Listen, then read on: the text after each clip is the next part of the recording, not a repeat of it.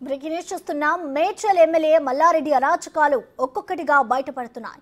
సుచిత్ర భూ వివాదంపై సర్వే తమకు అనుకూలంగా వచ్చిన మల్లారెడ్డి పోలీసుల ముందే బెదిరింపులకు పాల్పడుతున్నారని బాధితులు మహమ్మద్ బషీర్, శ్రీనివాసరెడ్డి ఆందోళన చెందుతున్నారు. హైకోర్టు ఆర్డర్, రెవెన్యూ సర్వే తర్వాత ఫెన్సింగ్ వేయించుకున్న దౌర్జన్యానికి దిగి ఫెన్సింగ్ ను ధ్వంసం చేశారని ఆరోపించారు. ఎమ్మెల్యే స్థానంలో ఉండి సాధారణ పౌరులపై దాడులకు దిగుతున్న మల్లారెడ్డి రాజీనామా చేయాలని డిమాండ్ చేశారు.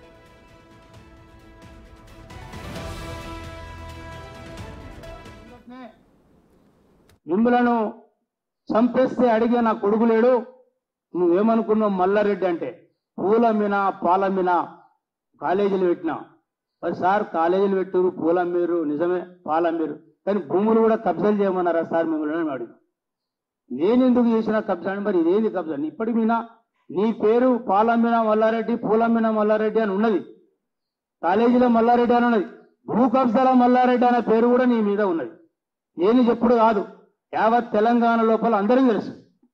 మరి అలాంటప్పుడు మల్లారెడ్డి గారు, రాజశేఖర రెడ్డి గారు దయచేసి మేము కష్టపడ్డ భూమిని కొనుగోలు చేసినటువంటి భూమిని అయ్యా మీరు మంచితనంగా సర్వే వెళ్ళిన తర్వాత మీకు పోలీసుల ముంగట వాంగ్మూలం ఇచ్చిండు, రెవెన్యూల ముంగట వాంగ్మూలం ఇచ్చిండు. సెంటు భూమి వెళ్ళినా కూడా యాజ్ తీసిగా మీకు హ్యాండ్ ఓవర్ చేసి మీకు సారీ చెప్పి మీకు దండం చెప్పి నేను నా పదవికి రాజీనామా చేస్తానని చెప్పి ఛాలెంజ్ చేసింది.